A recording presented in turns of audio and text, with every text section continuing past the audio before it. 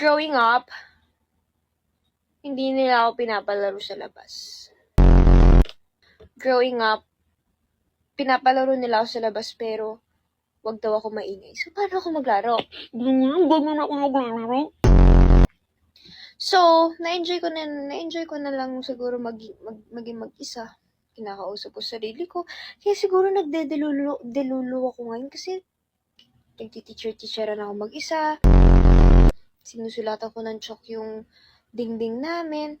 Ang mga estudyante ko, mga una, nilalagyan ko pa yun ng tape na may pangalan. Bumibili ako ng class record book. Kunwari, ang handle ko, 3 sections. Tapos yung tinuturo ko, kung ano yung subject ko talaga, yun yung tinuturo ko. Meron din akong planner. Bumibili ako ng 1 box ng chalk dahil nasa-satisfy ako kapag nagsusulat ako sa board na pero dingding naman. Tapos meron isang garapon doon ng mga benching ko at 5 butas.